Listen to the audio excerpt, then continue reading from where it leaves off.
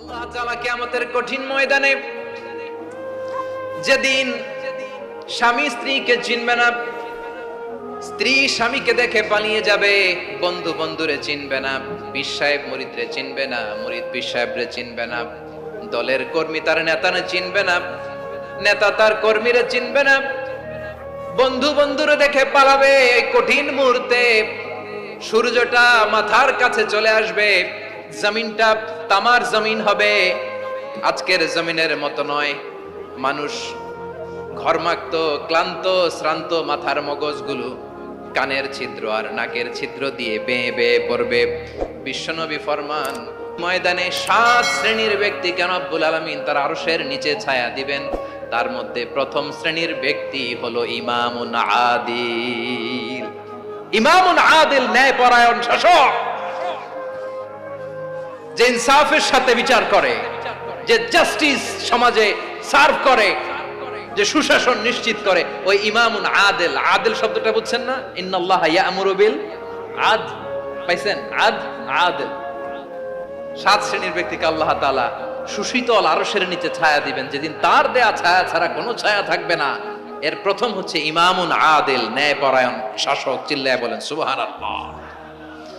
আবার বিশ্বনবী বললেন, ইন্নাল মুকসিতিনা ইনদাল্লাহি আলা মানাবিরা মিন নূর আন ইয়ামিনির রহমান। কিয়ামতের দিন যারা ন্যায়পরায়ণ হিসেবে আল্লাহর সামনে দাঁড়াবে, কিয়ামতের দিন রব্বুল আলামিন তার আরশের ডান দিকে ওই ন্যায়পরায়ণ লোকদের জন্য আরশের ডান দিকে একটা নূরের মিম্বারে তাদেরকে বসার সুযোগ করে দিবে।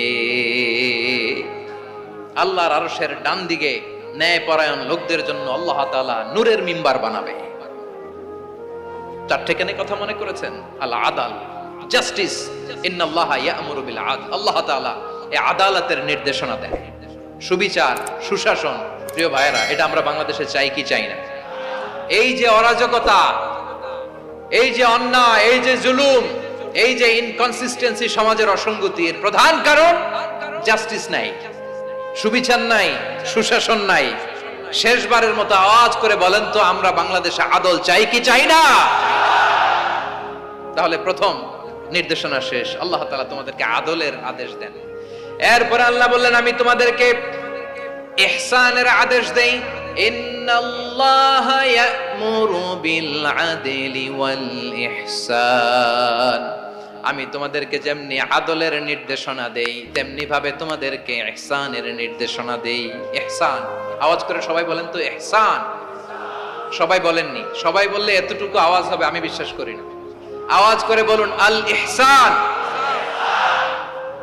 ইহসান মানে কারো প্রতি সফট হার্টেড হওয়া, মহানুভব হওয়া, অনুগ্রহ পরায়ণ হওয়া, অনুগ্রহশীল হওয়া, একে অপরের প্রতি দয়াদ্র হওয়া। একে অপরের প্রতি দয়াদ্র, অনুগ্রহশীল হওয়া ছাড়া মানবিক সমাজ কশিনকালেও গঠন করা সম্ভব না।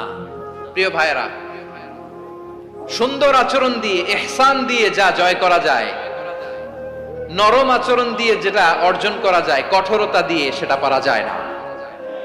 বিষ্ণু ঈসা ইসলাম ইহসান দিয়ে, কোমল আচরণ দিয়ে, তার অনুগ্রহ দিয়ে তিনি অনেক কাফিরের হৃদয়কে জয় করে ফেলেছেন। সাইয়েদনা সুমামা ইবনে উসাল রাদিয়াল্লাহু তাআলা আনহুর কথা মনে পড়ে যায়। তিনি ছিলেন ইয়ামামার বাদশা। মদিনাতে বিশ্বনবীকে হত্যা করার নিয়তে এসেছিলেন, গোপনে গোপনে বিশ্বনবীকে হত্যা করে আবার ইয়ামামাতে তিনি ফিরে যাবেন। কিন্তু কি অবাক করা কাণ্ড, হত্যা করতে পারে নাই, সাহাবাদের হাতে তিনি ধরা পড়ে গেলেন।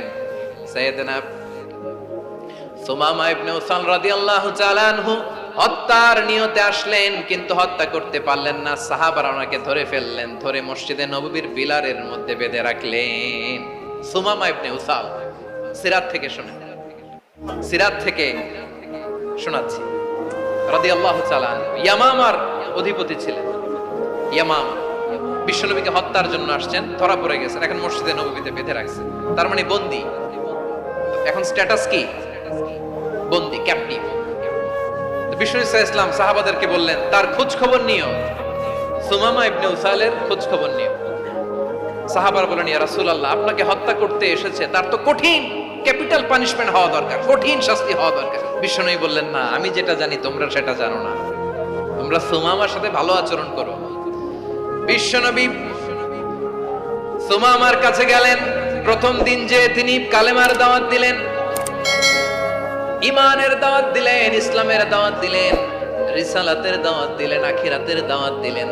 পরের দিন যে বিশ্বনবী সালাতের দাওয়াত দিলেন, যাকাতের দাওয়াত দিলেন, ইসলাম কি, কিভাবে, কেমন করে পালন করতে হয় চমৎকার আর্টিকুলেট করতে শুরু করলেন। তন্ময় হয়ে সুমামা ইবনে উসাল রাদিয়াল্লাহু তাআলা আনহু বিশ্বনবীর কথাগুলো শুনতে আরম্ভ করলো। একদিন নয়, দুই দিন নয়, টানা 3 দিন বিশ্বনবী সুমামার কাছে ইসলামকে প্রেজেন্ট করেছেন, উপস্থাপন করেছেন। আওয়াজ করে বলেন, কয় দিন? 3 দিন। 3 দিন মসজিদে নববীতে বাধা। আর সাহাবীদেরকে বললেন, তার খোঁজ খবর নিও, তোমরা যে রুটি বানাও এর মধ্যে সবচেয়ে ভালো আটার রুটিটা তারে দিও, সবচেয়ে রিফাইন্ড খেজুর, যেটা পিওর খেজুর, এটা তারে দিও। আর বিশ্বনবী নিজের উট থেকে দুধ দহন করে ওনার বাড়ির এক কর্মচারীকে বলেছেন, দুধ দহন করে সুমামার জন্য নিয়ে যেও। সুবহানাল্লাহ পড়বেন না? সবাই তো অবাক, ইয়ামামা থেকে আসছে নবীকে হত্যা করতে, বিশ্বনবী দেখে তারে জামাই আদর করে, তাকে মজার মজার খাবার দিও, দুধ দিও, আদর আপ্যায়ন করো। একদিন নয়, 2 দিন নয়, টানা 3 দিন বিশ্বনবী এভাবে সুমামার কাছে যেয়ে ইসলামকে প্রেজেন্ট করতে আরম্ভ করলেন, ইসলামকে উপস্থাপন করতে শুরু করলেন। আর তাকে চমৎকার এন্টারটেইনমেন্ট, আপ্যায়ন দিতে আরম্ভ করলেন। টানা 3 দিন যখন ইসলামের দ্য বিউটিজ অফ ইসলাম, ইসলামের সুমহান বাণী, সৌন্দর্য তার কাছে উপস্থাপন শেষ, তাকে আপ্যায়ন শেষ, বিশ্বনবী বললেন সাহাবাদেরকে, যাও এবার সুমামার হাতের পায়ের রশি দুটো খুলে দাও। সাহাবারা বললেন, ইয়া রাসূলুল্লাহ, কি বলেন আপনি? ও তো হত্যাকারী, সুযোগ পায় নাই, আপনারে মারতে পারে নাই, ছেড়ে দিলে আবার ও আপনার উপর তলোয়ার নিয়ে ঝাঁপিয়ে পড়বে। নবী, এই সিদ্ধান্ত আপনি নিতে যাবেন না। বিশ্বনবী বললেন, যেটা বলেছি সেটা করো, সুমামার রশিগুলো ছেড়ে দাও, সুমামার হাতে পায়ের রশিগুলো যে তোমরা খুলে দাও। সাহাবারা তর্ক জুড়ে দিলেন, লা ইয়া রাসূলুল্লাহ, এমনটা করবেন না, তো ভয়ঙ্কর, ভয়ঙ্কর খুনি, কি জানি কি হয়ে যায়। বিশ্বনবী বললেন, না, তার হাতে পায়ের রশিগুলো খুলে দাও। সাহাবারা বিশ্বনবীর কথা মতো তার হাতে পায়ের রশিগুলো খুলে দিল। সুমামা মুহূর্তের মধ্যে মসজিদে নববী থেকে বের হয়ে ইয়ামামায় ফিরে না যে মসজিদে নববীর পাশে একটা খেজুর বাগান ছিল, সেখানে চলে গেলেন। সেখানে একটা ছোট্ট কুয়া ছিল, কুয়ার পানি দিয়ে তিনি গোসল করলেন। সুবহানাল্লাহ পড়েন। কুয়ার পানি দিয়ে গোসল করে মসজিদে নববীর সামনে এসে বিশ্বনবী এবং সাহাবাদের সামনে দাঁড়িয়ে সাব্বাবা উঁচু করে বললেন, আশহাদু আল্লা ইলাহা ইল্লাল্লাহ ওয়া আশহাদু আন্না মুহাম্মাদান আবদুহু ওয়া রাসূলুহু। আল্লাহু আকবার। আমি সাক্ষ্য দিচ্ছি আল্লাহ ছাড়া কোনো ইলাহ নাই, আর মুহাম্মদ আল্লাহ তাআলার প্রেরিত বান্দা এবং রাসূল। প্রিয় ভাইরা, ইহসান দিয়ে যা জয় করা যায়, কঠোরতা দিয়ে সেটা কঠিনকালেও জয় করা যায় না। আওয়াজ করে বলেন, ঠিক কি না? এবার সুমামা দাঁড়িয়ে বলে, ওগো নবী, আমি তো কালিমা পড়ে মুসলমান হয়ে গেলাম, এবার শোনেন, এই মুহূর্তের আগে আপনার চেহারার চাইতে নিকৃষ্ট কোনো চেহারা আমার কাছে ছিল না, কিন্তু শাহাদা পাঠ করার পরে আপনার চেহারার চাইতে উত্তম শ্রেষ্ঠ কোনো চেহারা আমার কাছে আর নাই। ও নবী, আজকের দিনের আগে ইসলাম ধর্মের যে নিকৃষ্ট অপছন্দনীয় কোনো ধর্ম আমার কাছে ছিল না, কিন্তু এই মুহূর্ত থেকে ইসলামের যে সেরা শ্রেষ্ঠ পছন্দনীয় কোনো ধর্ম আমার কাছে নাই। নবী গো, আজকের দিনের আগে মদিনার চাইতে অপছন্দনীয় নিকৃষ্ট কোনো শহর আমার কাছে ছিল না, কিন্তু এই মুহূর্তের পর থেকে মদিনার চাইতে কোনো শ্রেষ্ঠ শহর আমার জানা নাই। সে ছিল গমের বড় ডিলার, গম বেচতো। কি বেচতো? তার গম কিনে মক্কার লোকেরা রুটি খাইতো। সে ঘোষণা দিল, আজকে থেকে মক্কাবাসীদের জন্য সব গম আমি হারাম করে দিলাম, মক্কাবাসী এখন না খেয়ে মরে। সুবহানাল্লাহ পড়বেন না? মক্কাবাসী বিশ্বনবীর কাছে আসলেন, এসে বললেন, মুহাম্মদ, আমরা তো তোমার ভাই, তোমার চাচা, তোমার ভাতিজা, তোমার আত্মীয়, তুমি সুমামারে বলো সে যেন আবার গমের সাপ্লাই মক্কার জন্য অনুমতি দিয়ে দেয়। বিশ্বনবীর অনুমতি ক্রমে সুমামা আবার মক্কাতে গম পাঠাতে শুরু করলো। পড়েন সুবহানাল্লাহ। ইহসান, ইহসান দিয়ে আপনি যেটা জয় করতে পারবেন, you can win the heart of your enemies. ইহসান দিয়ে আপনি আপনার শত্রুর হৃদয়কে জয় করতে পারবেন। আওয়াজ করে বলেন, ঠিক কি না? এজন্য আল্লাহ বললেন, ওয়া আনফিকু ফি সাবিলিল্লাহি ওয়া লা তুলকু বিআইদিকুম ইলাত তাহলুকা ওয়া আহসিনু ইন্নাল্লাহা ইউহিব্বুল মুহসিনিন। তোমরা আল্লাহর রাস্তায় দান করবে আর নিজেরা নিজেদেরকে ধ্বংসের হাতে ঠেলে দিও না। তোমরা একে অপরের প্রতি ইহসান করবে, কারণ ইহসানকারীদেরকে আল্লাহ বড্ড ভালোবাসেন। সুবহানাল্লাহ পড়েন। আবার সূরা রহমানে আল্লাহ বললেন, হাল জাযাউল ইহসানি ইল্লাল ইহসান ফাবিআইয়ি আলা, সবাই পড়েন, ফাবিআইয়ি আলাই রাব্বিকুমা তুকাযযিবান। ইহসানের প্রতিদান হিসেবে ইহসানি হয়। বিশ্বনবী সুমামার প্রতি যেমন ইহসান করেছেন, সুমামাও ঠিক তেমন ইহসান ফিরিয়ে দিয়েছে। ঠিক কিনা বলেন? তাহলে এক নম্বরে হচ্ছে আদ, ন্যায় বিচার। দুই নম্বরে সবাই বলেন ইহসান, সদাচরণ। ইহসান দুই ধরনের প্রিয় ভাইরা, ইহসান ফিল ইবাদা, ইহসান ফিল মুআমালা। ইহসান ফিল ইবাদা হচ্ছে একাগ্র অনুভবে ইবাদতে ডুব দেওয়া, এর নাম ইবাদতের ইহসান। সুবহানাল্লাহ পড়ো। বিশ্বনবী বলেন ইহসান মানে কি জানো নাকি? হাদিসে জিবরিলে সাইয়েদনা জিবরিল আলাইহিস সালাম বিশ্বনবীকে বললেন, আখবিরনি আনিল ইহসান। নবী আমাদেরকে বলেন ইহসান মানে কি? বিশ্বনবী বললেন, আনতা আবুদাল্লাহা কাআন্নাকা তারাহু ফাইন লাম তাকুন তারাহু ফাইন্নাহু ইয়ারাক। ইহসান মানে হলো এমন ভাবে তুমি আল্লাহর সামনে নিজেকে উজাড় করে ইবাদত করবে, তুমি ভাববে তুমি আল্লাহকে দেখতে পাচ্ছ। আর এটা যদি ভাবা তোমার জন্য কঠিন হয়ে যায়, অন্তত এতটুকু তুমি ভাববা যে আল্লাহ তোমাকে দেখতে পাচ্ছেন। ঠিক কিনা বলেন? আমার বীর চট্টলার ভাইয়েরা, কেউ যেটা দেখে না সেটা দেখে কে? এই বিশ্বাস হৃদয়ের মধ্যে আছে? নামাজে যখন দাঁড়ান এই ফিলিংসটা আনা যাবে? হ্যাঁ, এশার সালাত তো এখনো হয় নাই না? আলোচনা শেষে এশার সালাত এখানে অনুষ্ঠিত হবে, তাই না? আচ্ছা বলুন তো, আমরা এশার সালাত পর্যন্ত বেঁচে থাকবো এই গ্যারান্টি আছে কার কার? হাত তোলেন। কয়েকজন হাত তুলছে পেছনে, না বুঝে তুলে ফেলছে। এশা পর্যন্ত যে আমরা হায়াত পাবো কোনো গ্যারান্টি আছে? সবাই আওয়াজ করে বলেন, গ্যারান্টি আছে? গ্যারান্টি নাই। এজন্য বিষ্ণু ইসলাম বলেছে, এমন ভাবে নামাজে দাঁড়াও, ইবাদত করো, মনে করো হতে পারে এটাই আমার জীবনের শেষ নামাজ। পারফর্ম দ্য সালাহ as if this is your last and final prayer. এমন ভাবে সালাতে দাঁড়াও, ভাবো হতে পারে এটাই তোমার জীবনের শেষ নামাজ। এমন ভাবে নামাজে দাঁড়াও, ভাবো এটাই শেষ নামাজ। তাহলে নামাজে একাগ্রতা বাড়ায় দিবে কে? ফলে ইবাদতের ইহসান আমাদের অর্জিত হবে। আর মুআমালাতে ইহসান হলো,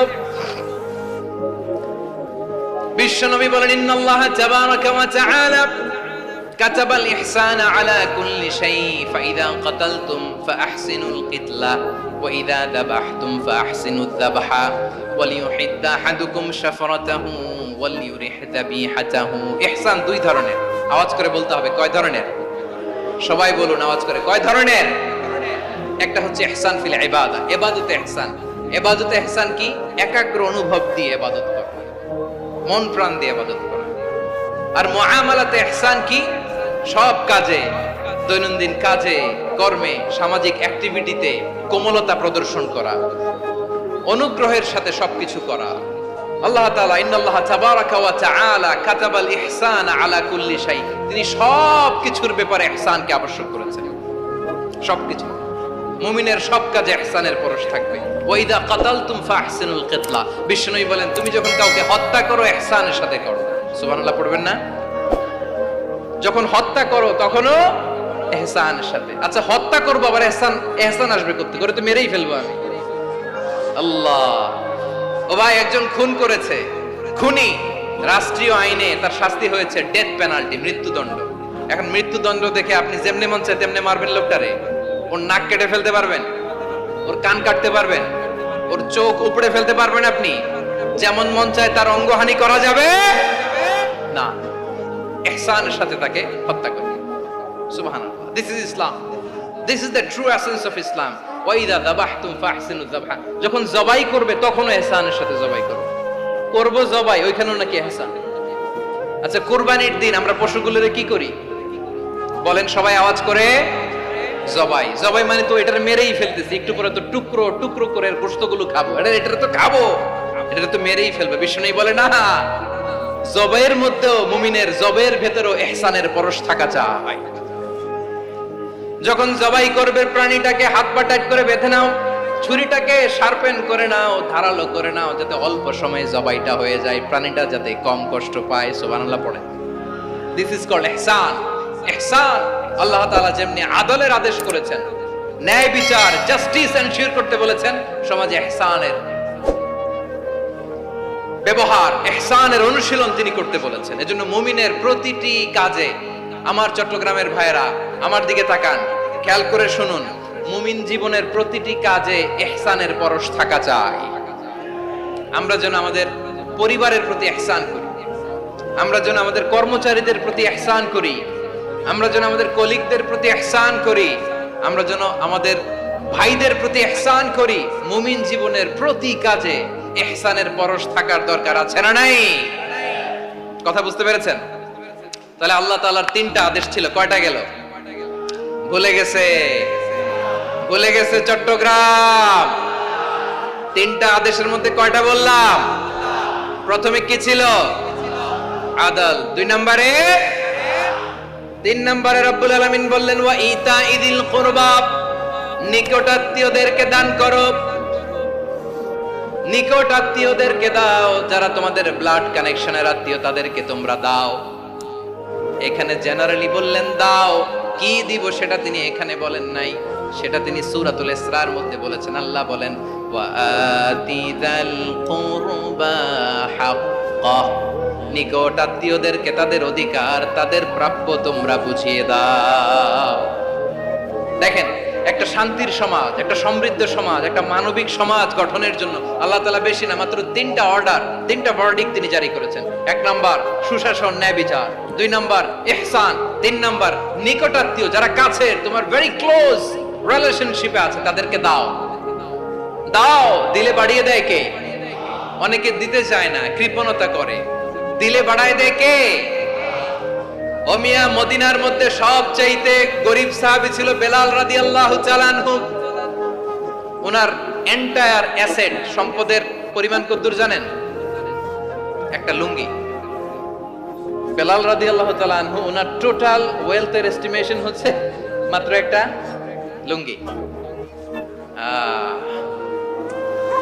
একটা লুঙ্গি, টোটাল ওয়েলথ এস্টিমেশন, টোটাল সম্পদের পরিমাণ বেলাল রাদিয়াল্লাহু তাআলা আনহুর কি ছিল? কথা বুঝে নাই বোধহয়। কি ছিল? ওই বেলাল রাদিয়াল্লাহু তাআলা আনহুকে বিষ্ণু ইসলাম বলেছেন আনফিক ইয়া বেলাল, ও বেলাল তুমিও দাও। ওয়ালা তাখশা মিন যিল আরশি ইখলালা, আরশের অধিপতির তো কোনো ঘাটতি নাই, তুমি দিলে ওই আল্লাহ তোমারে বাড়ায় দিবে। এজন্য আমার প্রিয় ভাইয়েরা, দিলে কমে না, দিলে বাড়ে। অনেকে ধরে রাখে, নতুন কিছু নিতে পারে না, হাত দিয়ে যেটা ধরে রেখেছেন এটা দিয়ে দেন, বড় একটা ধরার সুযোগ পাবেন। জোরে বলেন ঠিক কিনা? ধরেন 5 কেজি ওজনের একটা ধরে রাখছেন, এখন 10, এটা না ছাড়লে 10 কেজি ধরতে পারবেন আপনি? আচ্ছা, 10 কেজির জিনিস একটা আছে হাতে, ওইটা যদি ছেড়ে দেন তাহলেই না 15 কেজি ধরতে পারবেন। কথা বলেন ঠিক কিনা? তাহলে দিলে বাড়িয়ে দেয় কে?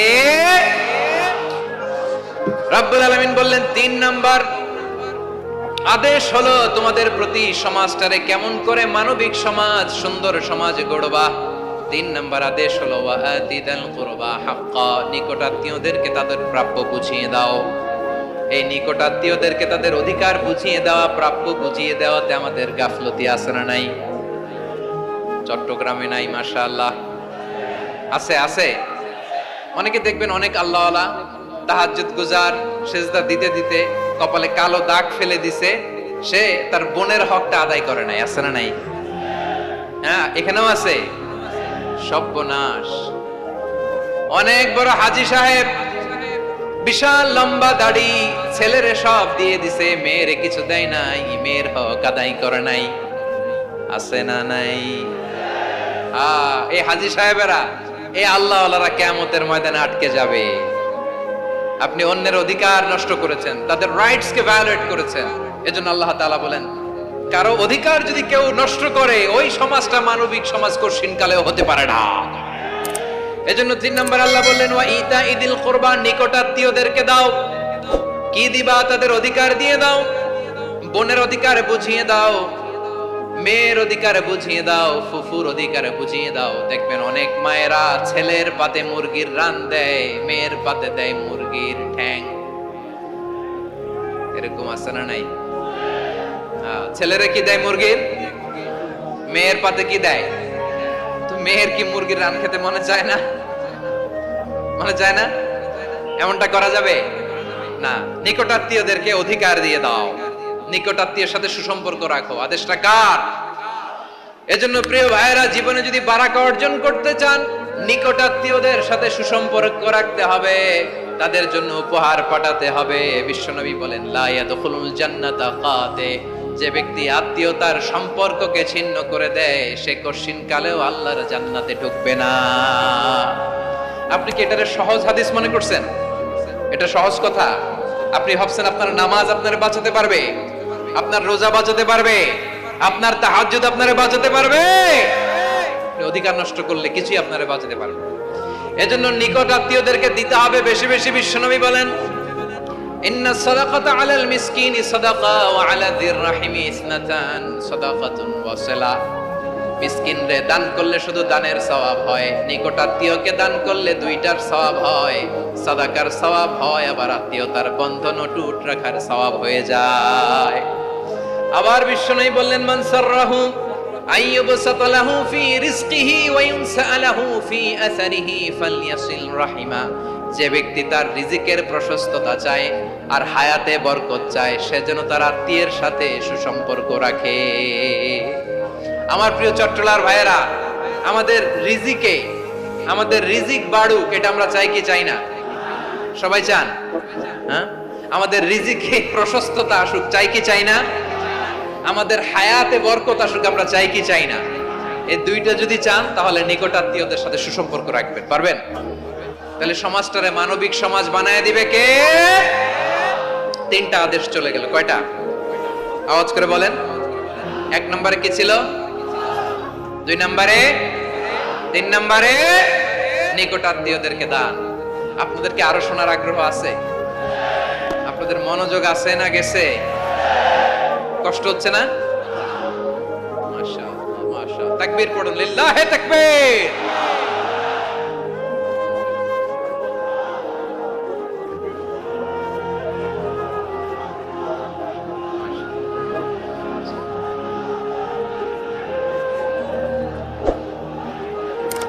আমার প্রিয় ভাইয়েরা, আল্লাহ তাআলা তিনটা জিনিসের যেমনি আদেশ করেছেন, অনুরূপভাবে তিনটা বিষয় তিনি বারণ করেছেন, নিষেধ করেছেন। ওগুলোর কাছেও যাওয়া যাবে। শুনবেন। রাব্বুল আলামিন বলেন, ওয়ায়ানহা আনিল ফাহশাই ওয়াল মুনকারি ওয়াল বাগি। আমি যেমনি তিনটি বিষয়ে আদেশ করলাম, অনুরূপভাবে তিনটি বিষয়ে বারণ করলাম, নিষেধ করলাম। আমার এক নাম্বার নিষেধাজ্ঞা হলো অশ্লীলতার প্রতি। ফাহশা, ওয়ায়ানহা আনিল ফাহশা।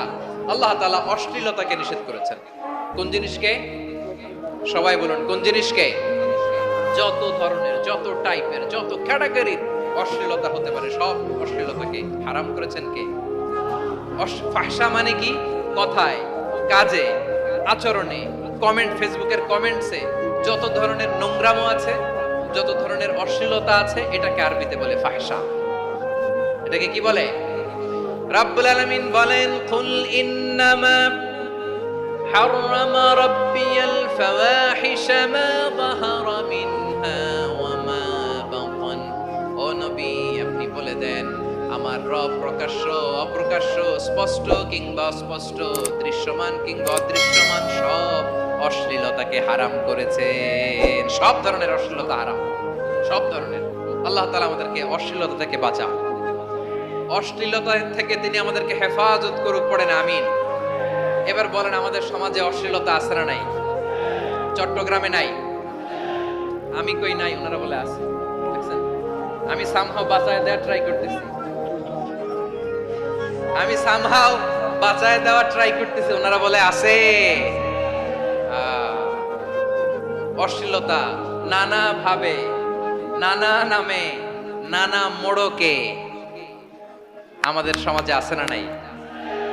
সংস্কৃতির নামে, ফ্যাশনের নামে, বিনোদনের নামে, উপন্যাসের নামে, কনসার্টের নামে অশ্লীলতা আছে না নাই?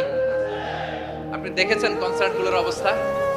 এই যে আতিফ আসলাম যে আসছে আমাদের দেশে, তারপর কে কে আসছে, আমাদের তরুণ তরুণীরা, আমাদের যুবক যুবতীরা, আমাদের জেনজিরা, কি অবস্থা ওইখানে, হ্যাঁ? কি অবস্থা? কে বাঁচাবে ওদের? কে রক্ষা করবে ওদের ইমানের, ওদের চরিত্রের হেফাজতের গ্যারান্টি কে দিবে? কনসার্টের নামে অশ্লীলতা আছে না নাই? ছেলে মেয়ে একে অপরকে জড়ায় ধরতেছে, একে অপরকে চুমু খাচ্ছে প্রকাশ্যে, দিবালোকে, গণমানুষের সামনে। আল্লাহ তাআলা এই অশ্লীলতা থেকে আমাদেরকে বেঁচে থাকতে বলেছেন, বেঁচে থাকতে বলেছেন। রূপালী জগতের নামে অশ্লীলতা আছে না নাই? এই টার্মটা আপনারা জানেন না? রূপালী জগৎ কি জগৎ? আসলে কি রূপালী জগৎ না অন্ধকার জগৎ? আমার বোনেরা, আপনাদেরকে যে কি বলে তারা বুঝায়, রূপালী জগৎ শুনেই আপনি ভরকে যাবেন না। রূপালী জগতে যে নারী যত বেশি উলঙ্গ, সে নাকি তত বেশি সাহসী। জানেন? বলে এটা একটা সাহসী নারী, খুব সাহসী পদক্ষেপ তার। যত বেশি শরীর থেকে কাপড় নামাতে পারবে, যত বেশি বস্ত্রহীন হয়ে নিজেকে প্রেজেন্ট করতে পারবে, সে নাকি তত বেশি সাহসী। আমার চট্টলার ভাইয়েরা, শয়তানের প্রথমে এজেন্ডা ছিল বনি আদমকে বস্ত্রহীন করা। সে আদম এবং হাওয়া আলাইহিস সালামকে নিষিদ্ধ গাছের ফল খাইয়ে তাদেরকে বস্ত্রহীন করেছে। এই জামিনেও সে আমাদেরকে বস্ত্রহীন করতে চাইবে। এই রূপালী জগতের নামে তারা এটা করে। আমার প্রিয় বোনেরা, আপনি জানেন না আপনার দাম কত? ওরা আপনাদেরকে বিজ্ঞাপনের সস্তা পণ্য বানাতে চায়। ওরা আপনাদেরকে ওদের ভোগের লিপসার টুলস বানাতে চায়। ওরা আপনাদেরকে দিয়ে ওদের খায়েশ পূরণ করতে চায়। এটা আপনাদের জন্য মোটেও ডিগনিটি নয়, এটা আপনাদের জন্য সম্মান নয়। আপনার সম্মান শালীনতায়, আপনার সম্মান হেজাবে, আপনার সম্মান ভদ্রতায়, আপনার সম্মান আপনার ডিসেন্ট পোশাকে। পোশাক বলে দেয় এই নারীটা ভদ্র না অভদ্র। পোশাক বলে দেয় এই মেয়েটা কোন ঘরের মেয়ে। আওয়াজ করে বলেন ঠিক কিনা? আপনি জানেন না আপনারা এই সস্তা পণ্য বানায়, ভোগের পণ্য, বিলবোর্ডে আপনাকে উলঙ্গ করে উপস্থাপন করে। এই অশ্লীলতার সাথে ইসলামের কোনো সম্পর্ক। এজন্য আল্লাহ বলেন, আমি অশ্লীলতাকে হারাম করেছি। অশ্লীলতাকে হারাম করার প্রথম কারণ হলো এর মাধ্যমে মানবতাকে অপমানিত করা হয়। কারণ মানুষের সম্মান মানুষের পোশাকে। মানুষ যখন পোশাকহীন হয়ে যায়, বস্ত্রহীন হয়ে যায়, তার সম্মান কমে যায়। ঠিক কিনা? অশ্লীলতাকে হারাম করার প্রথম কারণ হচ্ছে মানুষ মানুষকে অপমান করে। একটা নারী, সে তো সম্মানিত। নারী যে কত সম্মানিত, নারীর এটা বুঝেই নাই। বিশ্বনবী বলেন, আদ-দুনিয়া কুল্লুহা মাতা ওয়া খায়রু মাতা'আদ দুনিয়াল মারআতুস সালিহা। আমার বোনেরা, 5টা প্যান্ডেলে আপনারা এলইডিতে আমার আলোচনা শুনছেন, আমি জানি। আপনাদের এই গর্ভ যে কত দামি আপনি জানেন না। আপনার পেট থেকেই আসবে আগামী দিনের সালাহুদ্দিন আল আইয়ুবী। আপনার পেট থেকেই আসবে অনাগত দিনের ইমাম মাহদী আল মুনতাযর। আপনার পেট থেকেই আসবে অনাগত দিনের ফয়সাল, ওয়াসিম, মুগ্ধ, আবু সাইদের মতো বীর যোদ্ধা।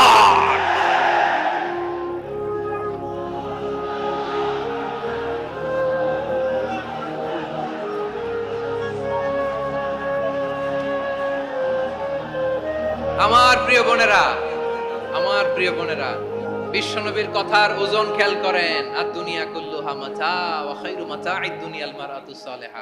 দুনিয়ার সবকিছুই অ্যাসেট, এর মধ্যে সবচেয়ে দামি অ্যাসেট নেককার নারী। আপনার গর্ভ যে কত দামি আপনি জানেন না। নিজের সময়টাকে কাজে লাগান, কোরআন পড়েন, সুন্নাহ পড়েন। আপনার অনেক দায়িত্ব ঘরে। You are the MD of your family. একটা family it's a very big institution. পরিবার একটা অনেক বড় প্রতিষ্ঠান। and you are the MD of your institution. আপনি এই পরিবারের MD, managing director of your family. এখানে আপনার কত দায়িত্ব। আপনি ছেলেমেয়েদেরকে তারবিয়া করবেন। আপনি আপনার স্বামীর জন্য ঘরটারে জান্নাতের নীর বানাবেন। আপনার জন্য জান্নাতের ডুপ্লেক্স বাড়ি ওইখানে তৈরি করে রাখবে কে? আপনি যে কত দামি আপনি জানেন না। নারীদেরকে আল্লাহ বানিয়েছেন উচ্চতর করে, নিম্নতর নয়। নারীদেরকে ছোট্ট জিনিস দিলে এটারে বড় করে দেয়। নারীদেরকে ভ্রূণ দিলে, শুক্রাণু দিলে নারী এটারে বাচ্চা হিসেবে উপহার দেয়, ঠিক কিনা? বিয়ের মাধ্যমে স্বামী যখন তার শুক্রাণু তার স্ত্রীকে উপহার দেয়, স্ত্রী রিটার্নে কি উপহার দেয়? ফুল ফর্ম বেবি, মানব সন্তান। দেখছেন, আপনি দিলেন একটু, গুণী দিছে বিশাল। আপনি যদি নারীকে বাজার এনে দেন, নারী এটাকে সুস্বাদু খাবারে রূপান্তর করে দেয়। আপনি তাকে একটা মুচকি হাসি দিয়ে দেন, সে তার কলিজা দিয়ে দেয়। কিন্তু যদি আপনি তার মনে কষ্ট দেন, সে আপনার জীবনকে জাহান্নাম বানাইয়া দেয়। খবর আছে, নারীর মন বুঝতে পারলে নেয়ামত, বুঝতে না পারলে কিয়ামত, ঠিক কিনা বলে? কত দামি আপনি জানেন না, জানেন না আপনি কত দামি, অনেক দামি আপনি। আপনাদেরকে যেন ভোগের সস্তা পণ্য বানাতে না পারে, আপনাদেরকে সচেতন থাকতে হবে, সজাগ থাকতে হবে, কনসার্ন থাকতে হবে। শয়তানের ওই হাতছানির দিকে আর নজর দেওয়া যাবে না। তাহলে কেন আল্লাহ তাআলা এই ফাহশা অশ্লীলতাকে হারাম করলেন? এক নাম্বার, এতে হিউম্যান ডিগনিটি কমে। দুই নাম্বার, এতে মানুষের অধিকার নষ্ট হয়। আপনি বিয়ে করেছেন, এরে পরকিয়া করেন, ওর সাথে এরকম আছে না নাই? স্ত্রীর অধিকার নষ্ট করেছেন। আপনি বিবাহ সম্পর্কে আবদ্ধ হয়েছেন তার সাথে, আপনি পরকিয়া করেন ওই ছেলের সাথে, আপনি আপনার হাজবেন্ডের সাথে বিট্রে করেছেন। এজন্য আল্লাহ অশ্লীলতাকে হারাম করেছেন। অশ্লীলতাকে হারাম করার আরেকটা কারণ হচ্ছে আল্লাহ তাআলা এই হিউম্যান জেনারেশনকে এটাকে প্রিজার্ভ করতে চায়। হিফজুন নাসল, এটা মাকাসিদুশ শরিয়ার অনেক গুরুত্বপূর্ণ একটা মাকাসিদ, অনেক গুরুত্বপূর্ণ। আপনার নাসল, আপনার জেনারেশনকে সংরক্ষণ করা। এই যে আসতেছে ফেব্রুয়ারি, কত ফেব্রুয়ারি যেন, এটা কি বিশ্ব ভালোবাসা দিবস? হ্যাঁ, কি দিবস? এই বিশ্ব ভালোবাসা দিবসের সাথে মুসলমানদের কোনো সম্পর্ক নাই। আমার প্রিয় ভাইরা, এই যে আপনি অবৈধ সম্পর্কে জড়ালেন, কেন আল্লাহ অশ্লীলতাকে হারাম করেছে? দেখেন, বলতেছিলাম যে এটা আপনার নাসাল, আপনার জেনারেশন, আপনার লিনিয়েজ, আপনার বংশকে প্রিজার্ভ করা। কে কার বাবা, কে কার মা, বাবা মা জানা, প্রজন্মকে প্রিজার্ভ করা, এটা ইসলাম ওয়াজিব করে দিয়েছে। এই যে অবৈধ সম্পর্কের কারণে, বিশ্ব বেহায়া দিবসের কারণে, এগুলোর আউটকাম, আউটপুট হিসেবে মাঝে মাঝে এই ঢাকা মেডিকেলের ডাস্টবিনে নবজাতকের বাচ্চার কান্নার আওয়াজ শুনতে পাওয়া যায়। চট্টগ্রাম মেডিকেলের ডাস্টবিনে নবজাতকের কান্না শুনতে পাওয়া যায়। বীর চট্টলার মুসলমানেরা বুঝতে পারলে আওয়াজ করে বলেন, এই যে চট্টগ্রাম মেডিকেলে যে নবজাতকটা পাওয়া গেল, ওর বাবাকে আমাকে বলেন, ওর বাবাকে, ওর মাকে, ও কোন ফ্যামিলির সন্তান কেউ জানে? আপনি হিউম্যান ডিগনিটিকে অপমান করেছেন না? আপনি তার ভবিষ্যৎকে অন্ধকার করেছেন না? আপনি তার লিনিয়েজকে প্রশ্নবিদ্ধ করে দিয়েছেন না? এই জন্য আল্লাহ তাআলা অশ্লীলতাকে আমাদের জন্য হারাম করে দিয়েছেন। পড়েন সুবহানাল্লাহ। এই জন্য রাব্বুল আলামিন বলেন, কুল ইন্নামা হারামা রাব্বিয়াল ফাওয়াহিশা মা যাহারা মিনহা ওয়া মা বাতান। প্রকাশ্য অপ্রকাশ্য সব অশ্লীলতাকে হারাম ঘোষণা করে দিয়েছে কে? আবার দুনিয়ার বুকে যারা অশ্লীলতার প্রসার করে তাদের জন্য শাস্তি মজুদ রেখেছে কে? রাব্বুল আলামিন বলেন, ইন্নাল্লাযীনা ইউহিব্বুনা আন তাশিআল ফাহিশাতু ফিল্লাযীনা আমানু লাহুম আযাবুন আলীমুন ফিদ দুনিয়া ওয়াল আখিরাতি ওয়াল্লাহু ইয়া'লামু ওয়া আনতুম লা তা'লামুন। নিশ্চয়ই যারা বিশ্বাসীদের মাঝে অশ্লীলতার প্রচার প্রসার করতে চায় তাদের জন্য আমি মর্মন্তুদ শাস্তি প্রস্তুত করে রেখেছি, দুনিয়াতেও রেখেছি, আখিরাতেও রেখেছি। ঘোষণা টাকা যারা এই নাটকের নামে, সিনেমার নামে, রূপালী জগতের নামে, মুভির নামে, ওটিটি প্ল্যাটফর্মের নামে আমার সমাজে অশ্লীলতা ছড়াতে চায় তাদের জন্য কঠিন মর্মন্তুদ শাস্তি মজুদ রেখে দিয়েছে কে? আমার বোনেরা, এখনো আপনি জাগবেন না? এখনো আপনার চিন্তার দুয়ারে এখনো নাড়া পড়ে নাই? ওরা আপনাকে উলঙ্গ বানাতে চায়, ওরা আপনাকে আইটেম গার্ল বানাতে চায়। এজন্য ইসলাম আসলে তাকে হারাম করেছে। হারাম। ইসলাম বলেছে যোজন যোজন দূরে থাকো, ওরা বলে না কাছে আসো, কাছে আসার গল্প, ক্লোজ আপ ওয়ান, কাছে আসার গল্প আছে না নাই? চট্টগ্রামে তো এগুলো নাই মাশাআল্লাহ। হ্যাঁ, এখানেও আছে ক্লোজ আপ ওয়ান, কাছে আসার গল্প। আল্লাহ বলেন ওয়ালা তাকরাবুজ জিনা, কাছেও এসো না, জিনা থেকে যোজন যোজন কিলো দূরে থাকো, ওরা বলে কাছে আসার গল্প। আমার বীর চট্টলার ভাইয়েরা, কাছে আসতে হলে আমরা কোরআনের কাছে আসব, কাছে আসতে হলে নবীর কাছে আসব, কাছে আসার গল্প হবে আমার রবের কাছে আসার গল্প। চিল্লায় বলো ঠিক কিনা?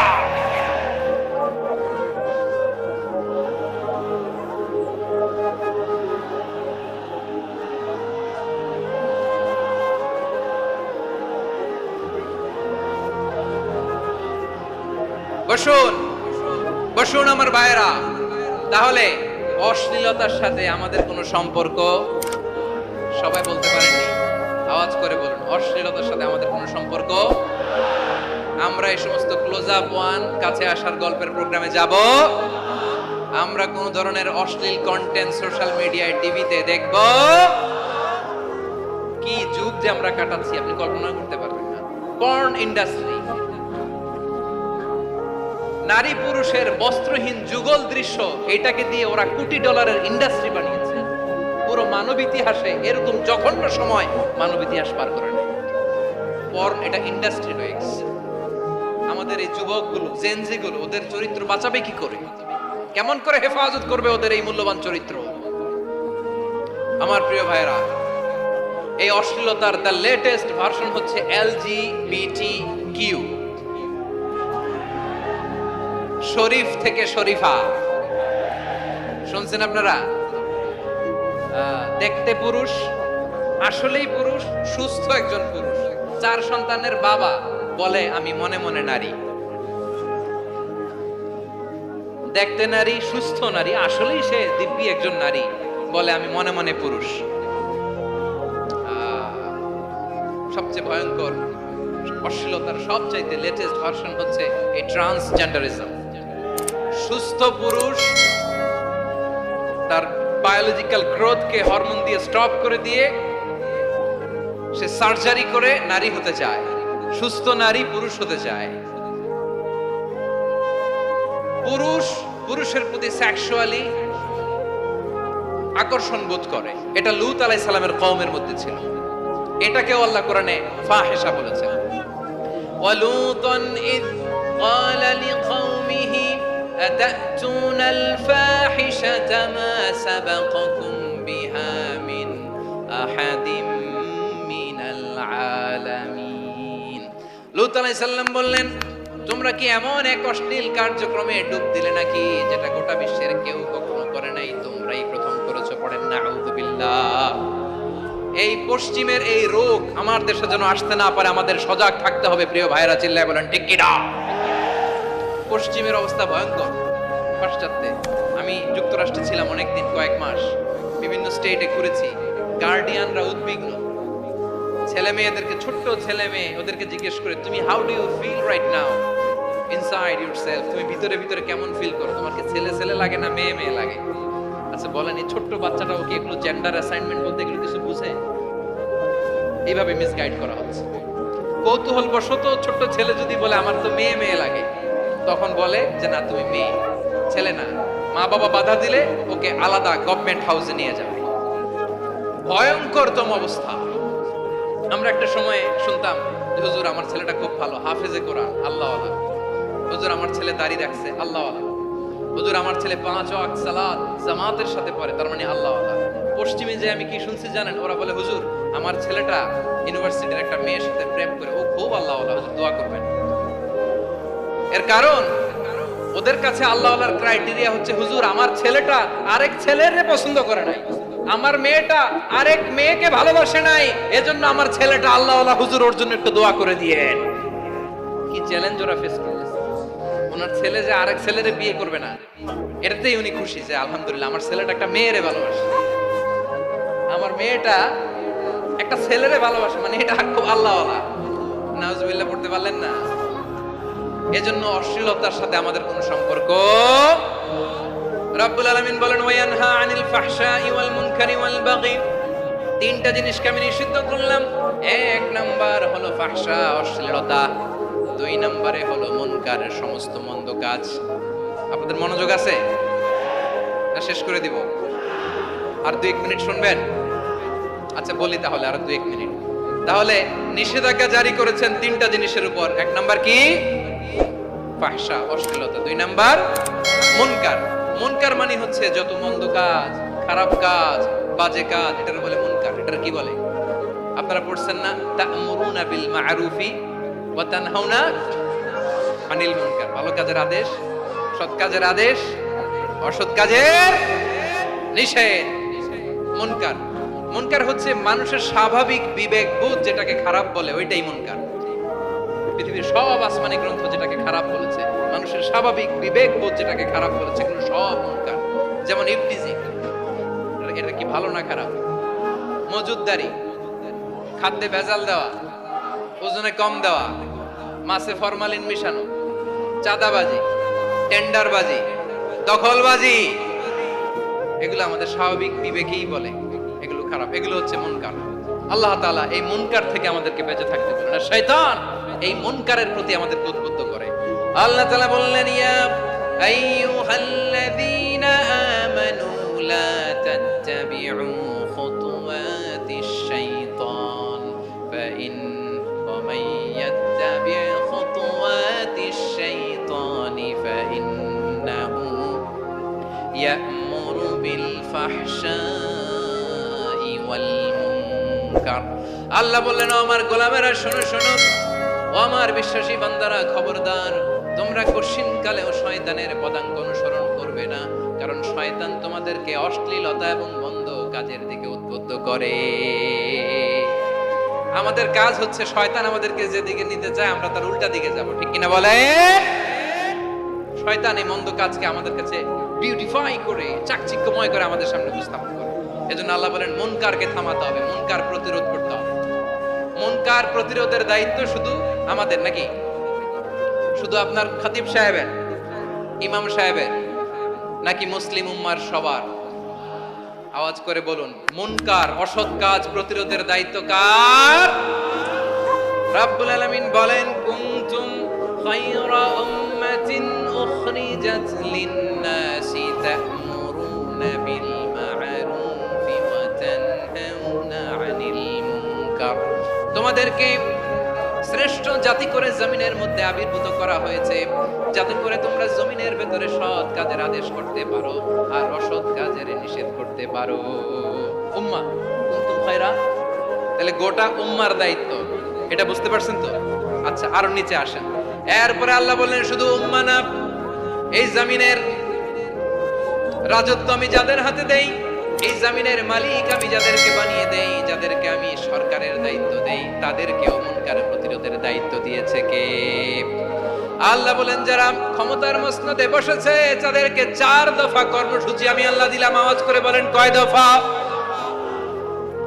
আল্লাহ বলেন, আল্লাযীনা ইম্মাক্কান্নাহুম ফিল আরদি আকামুস সালাতা ওয়া আতাউস যাকাতা ওয়া আমারু বিল মা'রুফি ওয়া নাহাউ আনিল মুনকার ওয়া লিল্লাহি আকিবাতুল উমুর। যারা এই জমিনের উত্তরাধিকার হয়েছে তারা 4 দফা কর্মসূচি নিয়ে সামনে আগাবা। সালাত কায়েম করবা, যাকাত আদায় করবা, সৎ কাজের আদেশ দিবা, অসৎ কাজ থেকে মুনকার প্রতিরোধ করবা। আদেশটা কার? আমার প্রিয় চট্টলার ভাইরা, পুরো উম্মার দায়িত্ব মুনকার প্রতিরোধ করা, সরকার প্রধানের দায়িত্ব মুনকার প্রতিরোধ করা। এরপর আল্লাহ বলেন, প্রতিটা ফ্যামিলির যিনি প্রধান সিইও বাবা, প্রত্যেক বাবারও দায়িত্ব এই মুনকার প্রতিরোধ করা। আওয়াজ করে বলেন ঠিক কিনা? যেমনটি সাইয়েদনা লুকমান আলাইহিস সালাম ওনার কলিজার টুকরা সন্তানকে আদেশ করেছেন, ইয়া বুনাইয়া আকিমিস সালাতা ওয়া'মুর বিল মা'রুফি ওয়ানহা আনিল মুনকার। পড়েন সুবহানাল্লাহ। বাবা ছেলেকে সবক দিচ্ছে। কে সবক দিচ্ছে? কাকে? লুকমান আলাইহিস সালাম ছেলেকে বলতেছে, ওরে আমার কলিজার টুকরা সন্তান, ওরে আমার বাছা, নামাজ কায়েম করবা, সৎ কাজের আদেশ দিবা, আর মুনকার প্রতিরোধ করবা, অসৎ কাজ, সমাজ থেকে খারাপ কাজকে ঝেঁটে বিদায় করে দিবা। তাহলে দেখেন আমি স্টেপ বাই স্টেপ নামলাম। পুরা উম্মার দায়িত্ব, জমিনের উত্তরাধিকারী আল্লাহ যাদেরকে বানিয়েছেন সরকার, তাদের দায়িত্ব, প্রতিটি ফ্যামিলির প্রধানের দায়িত্ব। এরপরে বিশ্বনবী বলেন সচেতন প্রতিটি মুসলিমের দায়িত্ব সমাজ থেকে মুনকারকে উৎখাত করা। বিশ্বনবী বলেছেন মান রাআ মিনকুম মুনকারান ফালিয়ুগাইয়িরহু বিয়াদিহি ফাইন লাম ইস্তাতি ফাবিলিসানিহি ওয়া ইন লাম ইস্তাতি ফাবিকলবিহি ওয়া যালিকা আযআফুল ঈমান। সমাজে যে মুনকার দেখবে, খারাপ কাজ দেখবে, সেজন্য হাত দিয়ে সেটাকে থামায়। কি দিয়ে? আপনাদের তো হাত নাই না?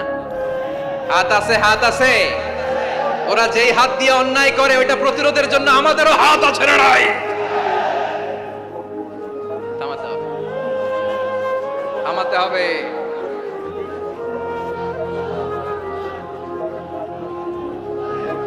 বসুন আমার প্রিয় ভাইয়েরা, ওরা ওদের যেই হাত দিয়ে টেন্ডারবাজি করে, চাঁদাবাজি করে, ইফটিজিং করে, দখলবাজি করে, যেই হাত দিয়ে, ওই মুনকার থামায় দেওয়ার জন্য আল্লাহর দেয়া আমাদেরও দুটি হাত আছে না নাই? আমাদেরও হাত আছে। থামাইতে হবে, থামাইতে হবে, হিম্মত করতে হবে। আমার প্রিয় ভাইরা, না থামালে আমরাই ডুববো শেষমেশ। আমাদের বাঁচার জন্য হইলেও থামাইতে হবে। রব্বুল আলামিন বলেন ওয়াত্তাকু ফিতনাতাল লা তুসিবান্নাল্লাযীনা যালামু মিনকুম খাসসা। ও আমার গোলামেরা, ওই আযাবকে ভয় করো যে আযাব যখন আমি জমিনের বুকে পাঠাই শুধু জালেমদেরকেই মারি না, আলেমদেরকেও মারি। আযাব যখন আসে তখন শুধু জালিমই মরে না, আলেমও মরে। জানেন মুসা আলাইহিস সালামের পায়ে একবার একটা লাল পোকা কামড় দিয়েছে, লাল পিঁপড়া। লাল পিঁপড়া কামড় দিলে খুব আরাম লাগে না? কি লাগে? হ্যাঁ, জ্বলে না? লাল একটা পিঁপড়া কামড় দিছে, তো উনি রেগে মেগে পাশি দেখে লাল পিঁপড়ার বাসা পা দিয়ে ডলে মুছে সবগুলো পিঁপড়া মেরে ফেলছে। এই ঘটনাটা আল্লাহ ঘটিয়েছেন, এজন্য মুসা আলাইহিস সালাম ছিলেন কালিমুল্লাহ, সরাসরি আল্লাহর সাথে কথা বলতেন। তিনি আল্লাহকে জিজ্ঞেস করেছিলেন, আল্লাহ তুমি যখন কোন জনপদে আযাব পাঠাও, শাস্তি দাও, ওখানকার শুধু জালেমরাই তো মরে না, ভালো মানুষগুলাও মরে, তো আযাব দিবা মুশরিকদের উপর দিবা, অবাধ্যদের উপর দিবা, ভালো মানুষগুলারে মারো কেন? আল্লাহ বললেন, মুসা তোমার যে কামড় দিছিল পায়ের মধ্যে পিঁপড়া, কয়টা পিঁপড়া? জোরে বলেন। একটা পিঁপড়া, তো সবগুলারে মারলা কেন? রেগে মেগে পুরো পিঁপড়ার বাসা ভেঙে মেসাকার করলা কেন? এই মুসা, আমি যখন অ্যাকশনে যাই, আমি যখন শাস্তি দেই, তখন এত বাস বিচার করা হয় না, বাস বিচার করা যায় না। যখন অ্যাকশনে যাওয়া হয় ওইটা ডাইরেক্ট অ্যাকশন হয়ে যায়। চিল্লায় বলো ঠিক কি না? এজন্য আমাদের বাঁচার জন্য হলেও এই পাপ থামাতে হবে, এই শয়তানের অট্টহাসি থামাতে হবে, অন্যায় অপরাধ সমাজ থেকে আমাদের থামাতে হবে। কারণ আযাব আসলে ওরাও মরবে, আমরাও মরব। একটা জাহাজ 2 তলা, আপনি আছেন 2য় তলায়। শুনতেছেন? শুনতেছেন? জাহাজ কয় তলা? আপনি কোন তলায়? 2য় তলায়। নিচের তলার কিছু লোক জাহাজের তলা ছিদ্র করতে আরম্ভ করছে। কি ছিদ্র করতেছে? আচ্ছা, জাহাজের তলা ছিদ্র করলে তলা দিয়ে কি ঢুকে? এখন আপনি যদি বলেন আমার কি, আমি তো 2 তলায়, আমার কি, আমি তো সেফ, আমি তো সেফ জোন, আমি তো ভালো আছি, আমি তো ভালো আছি, ওরা ছিদ্র করে ওরা মরবে। আসলে কি শুধু ওরা মরবে, নাকি তলা ফুটো হলে ভিতরে পানি ঢুকলে আপনারও শরীর সমাধি হবে? তলা দিয়ে যখন পানি ঢুকবে, জাহাজ ঢুকলে আপনিও মরবেন। এজন্য নিজে মরার আগে ওই পাগলগুলোর নিচতলায় যে থামাতে হবে। চিল্লায় বলেন ঠিক কি না? এজন্য আল্লাহ বললেন মুনকার প্রতিরোধের দায়িত্ব সমাজের টপ টু বটম সবার। পুরোম্মার দায়িত্ব, সরকার প্রধানের দায়িত্ব, প্রতিটি ফ্যামিলির প্রধান বাবার দায়িত্ব। বিশ্বনবী বললেন প্রতিটি সচেতন মুসলিমের দায়িত্ব। এজন্য মুনকার প্রতিরোধ করার দরকার আছে না নাই? সমাজে এই যে ইফটিজিং হয়, আপনার বোনের বয়সী একটা মেয়েকে কিছু বখাটে টিটকারি করে, এই বলে সেই বলে, নোংরা কথা বলে, রাস্তায় দেখেও আপনি পাশ দিয়ে না দেখার মতো চলে যান কেন? আপনি দাঁড়ান না কেন? আপনি দাঁড়ালেই তো থেমে যাবে, কারণ সত্যের যে শক্তি তার সামনে মিথ্যা মুখ থুবড়ে পড়ে। আপনার সামনেও কিছুই না, নাথিং। আপনি দাঁড়ান, ওকে প্রশ্ন করেন যে আমার বোনকে তুমি ডিস্টার্ব করো কেন? আপনাকে দেখে আরো 5 জন দাঁড়াবে, 5 জনকে দেখে আরো 10 জন দাঁড়াবে। আমাদের নীরবতা আর আমাদের নিশ্চুপ থাকাই জালিমদেরকে আরো শক্তিশালী জালিম বানিয়েছে। এজন্য মুনকার প্রতিরোধের দায়িত্ব আমাদের সবার। টেন্ডারবাজি, চাঁদাবাজি, দুর্নীতি, অপরাধ, দখলদারিত্ব, মজুদদারি, এগুলো সব কিছু একসাথে প্রতিরোধ করতে হবে, ঠিক কিনা বলেন? একটা মানবিক সমাজ যদি চাই, প্রতিরোধ করতে হবে। প্রিয় ভাইয়েরা, আল্লাহর শপথ নিয়ে বলি, এই নাসিহাতগুলো সবার জন্য, সব দলের জন্য, সব মতের মানুষের জন্য। আমরা কোনো দলের প্রতি মানুষকে ডাকি না, আমরা ডাকি ইসলামের দিকে। সব দলের, সব মতের, সব মানুষদেরকে আমরা আহ্বান জানাই, আসুন আমরা একটা সুন্দর সমাজ বিনির্মাণ করি। এই যে নতুন বাংলাদেশের এক সুযোগ এসেছে, আর জীবনে হয়তো আসবে না, সামনের 100 বছর এই সময় আসবে না।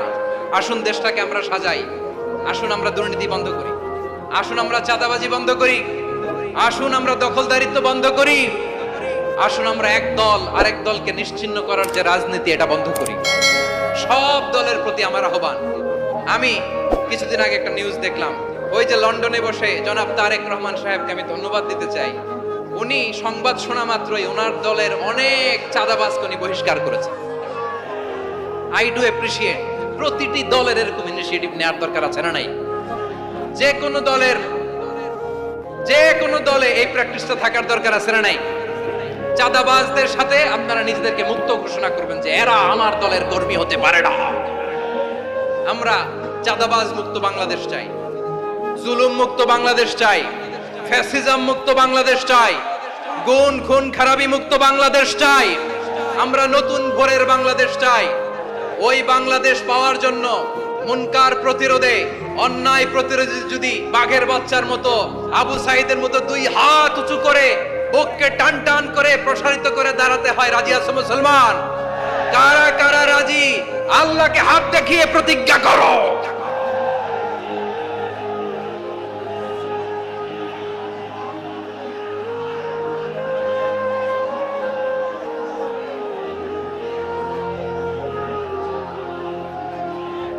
আমার প্রিয় ভাইয়েরা, বসুন বসুন আমার ভাইয়েরা। রাব্বুল আলামিন বলেন, ওয়ায়ানহা আনিল ফাহশাই ওয়াল মুনকারি ওয়াল বাগি ইয়াইদুকুম লাআল্লাকুম তাযাক্কারুন। বসুন। আল্লাহ বললেন, আমি অশ্লীলতাকে নিষেধ করি, আমি সব ধরনের মন্দ কাজকে নিষিদ্ধ করি, সব শেষে আমি সীমা লঙ্ঘনকে তোমাদের জন্য নিষিদ্ধ করি। আলোচনা মনে আছে তো, না ভুলে গেছেন? নিষিদ্ধ করেছেন কয়টা জিনিস? 1 নম্বরে অশ্লীলতা, 2 নম্বরে মুনকার তথা সব মন্দ কাজ, 3 নম্বরে আল বাগি, সীমা লঙ্ঘন, ক্রসিং দ্য লিমিট। সীমা লঙ্ঘন করা ভালো না। We all should know our limits. চিল্লায় বলেন ঠিক কিনা? একই আয়াতে আল্লাহ বললেন, কুল ইন্নামা হাররামা রাব্বিয়াল ফাওয়াহিশা মা যাহারা মিনহা ওয়া মা বাতানা ওয়াল ইসমা ওয়াল বাগিয়া বিগাইরিল হক। অন্যায় ভাবে যে অবাধ্য হয়, যে সীমা লঙ্ঘন করে, তাদেরকেও আমি এটা হারাম করে দিলাম। সীমা লঙ্ঘন করা হারাম, সীমা লঙ্ঘন করা হারাম। আল্লাহ বারবার বারবার আমাদেরকে ওয়ার্নিং দেয়। যখন আমরা থামি না, তখন আল্লাহ ধরে, আর যখন ধরে তখন ছাড়ে না। ধরে ধরে ধরে না, ধরলে আল্লাহ। ফেরাউনকে কিন্তু হুট করে ধরে নাই, আপনারা জানেন, 9 বার ওয়ার্নিং দিয়েছে। ফেরাউনকে আল্লাহ তাআলা ওয়ার্নিং দিয়েছিল কয়বার? বীর চট্টলার বীর সেনানীরা আওয়াজ করে বলেন, ফেরাউনকে ধরার আগে ওয়ার্নিং দেওয়া হয়েছিল কয়টা? রাব্বুল আলামিন বলেন, ওয়ালাকাদ আতাইনা মূসা 9 আয়াতিন বাইয়িনাত। 9টা মুজিজা দেখিয়েছি। 1 2 3 বারবার এইভাবে রিমাইন্ডার, ওইভাবে রিমাইন্ডার, এইভাবে নসিহত, ওইভাবে দাওয়া। ফাকুলা লাহু কাওলান লাইকিনা, নরম করে বলো, সফট করে বলো, যত ওয়ে হতে পারে দাওয়া মেথডোলজি।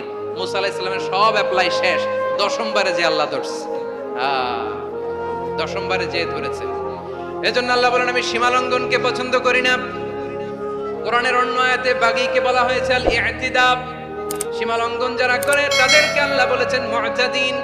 وقاتلوا في سبيل الله الذين يقاتلونكم ولا تعتدوا إن الله لا يحب المعتدين। আমি সীমা লঙ্ঘনকারীদেরকে কোশ্চেন কালেও পছন্দ করি না।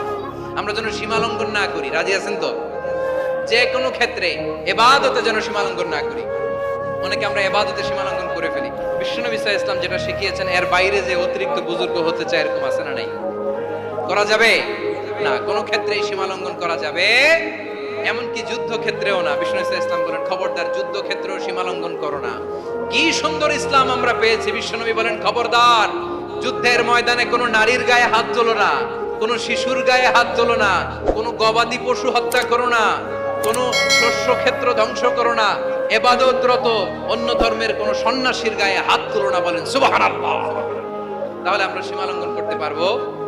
প্রিয় ভাইরা, একটা সুখী সমৃদ্ধ শান্তির সমাজ, মানবিক সমাজ যদি আমরা গঠন করতে চাই, আমাদের আল্লাহর দেয়া কয়টা আদেশ মানতে হবে বলেন দেখি? সবাই বলেন কয়টা? আর বেঁচে থাকতে হবে কয়টা জিনিস থেকে? আওয়াজ করে বলেন কয়টা? আচ্ছা, আদেশ নাম্বার 1 কি ছিল বলেন? আল্লাহর আদেশ কি? 1 নাম্বার আদাল, ন্যায় পরায়ণতা। আমরা সুবিচার, সুশাসন, ন্যায় বিচার চাই কি চাই না? 2 নম্বরে কি ছিল? মাশাআল্লাহ, আওয়াজ করে বলেন 2 নম্বরে কি ছিল? ইহসান। আমরা যেন সবার প্রতি দয়া পরবশ হই, ইহসান করি। 3 নম্বরে কি ছিল? নিকটাত্মীয়দের দান করা, তাদের অধিকার প্রাপ্য বুঝিয়ে দেওয়া। পাশাপাশি 3টা জিনিস থেকে আল্লাহ বারণ করেছেন, নিষেধ করেছেন। তার প্রথমটা ফাহশা, অশ্লীলতা। অশ্লীলতার সাথে আমাদের কোনো সম্পর্ক। আজকের এই ঐতিহাসিক চট্টগ্রামের প্যারেড ময়দান থেকে আমরা যত ধরনের মা তাহারা মিনহা মা বাতান, প্রকাশ্য অপ্রকাশ্য, দৃশ্যমান অদৃশ্যমান সব অশ্লীলতা থেকে নিজেদেরকে মুক্ত ঘোষণা করলাম। অশ্লীলতাকে আমরা না বলে দিলাম। আওয়াজ করে সবাই বলুন নো। অশ্লীলতার সাথে আমাদের কোনো সম্পর্ক। 2 নম্বর নিষেধাজ্ঞা কি ছিল? আল মুনকার, সমাজের যত মন্দ কাজ এগুলোকে আমরা প্রতিরোধ করব। রাজি আছেন তো সবাই? 3 নম্বরে আল বাগী, সীমালঙ্ঘন। কোন মুসলিম সীমালঙ্ঘন করে না, এমনকি যুদ্ধ ক্ষেত্রেও না। আওয়াজ করে বলেন ঠিক কি না? রব্বুল আলামিন শেষে বললেন ইয়াইদুকুম লাআল্লাকুম তাযাক্কারুন। আল্লাহ তোমাদেরকে উপদেশ দেন যাতে তোমরা শিক্ষা গ্রহণ করো। আমরা উপদেশ দেব, আমরা জোর করে কাউরে কিছু মানাতে চাই না। লা ইকরাহা ফিদ্দিন ওয়া যাক্কির ফাইন্না যিকরা তানফাউল মুমিনিন। উপদেশ দিলে এটা মুমিনদের কাজে দেয়। লাস্তা আলাইহিম বিমুসাইতির ইন্নামা আনতা মুযাক্কির। নবী হে, আপনি রিমাইন্ডার দাতা, আপনি উপদেশ দিবেন। আমরাও বিশ্বনবীর এই হাদিসগুলো থেকে, কোরআনের আয়াত থেকে রিমাইন্ডার, এই কথামালা বাণীবাহক হিসেবে এই বাণীগুলো আপনাদের সাথে কাছে পৌঁছে দিলাম। আমরা আল্লাহ তাআলার কাছে প্রার্থনা করি, আল্লাহ আমরা যেন আদল দিয়ে আমাদের সমাজকে গঠন করতে পারি। আল্লাহ আমরা যেন ইহসান করতে পারি, আমরা যেন নিকটাত্মীয়দের দান করতে পারি। আল্লাহ যত ধরনের অশ্লীলতা, অনাচার, মন্দ কাজ, সীমালঙ্ঘন, অবাধ্যতা থেকে যেন আমরা বেঁচে থাকতে পারি। আল্লাহ তাআলা আমাদের সবাইকে কথাগুলো বোঝার ও আমল করার তৌফিক দান করুন। হাযা মা ইনদি ওয়াল ইলমু ইনদাল্লাহ আলাইহি তাওয়াক্কালতু ওয়া ইলাইহি উনীব। প্রিয় ভাইরা, আমি আপনাদের সবার জন্য দোয়া করি, আপনারাও আমার জন্য দোয়া রাখবেন। আমাদের পাশেই আছেন আমাদের সকলের শ্রদ্ধাভাজন, আমাদের মুরব্বী আওলাদে রাসূল আনোয়ার হোসেন তাহের জাবির আল মাদানী হাফিজাহুল্লাহ ওয়া রাআ। সবাই বসুন। উঠবেন না, কেউ উঠবেন না। উঠলেন কেন? উঠলেন কেন? প্যারেড ময়দানের প্রোগ্রাম তো এরকম হইতে পারবে না। বসুন, এটা আল্লামা সাঈদীর স্মৃতি বিজড়িত মাহফিল। বসুন, বসুন। এই মাহফিলের আদব আছে। বসুন, বসুন। সুশৃঙ্খল ভাবে আমরা আখির মোনাজাতে অংশগ্রহণ করব।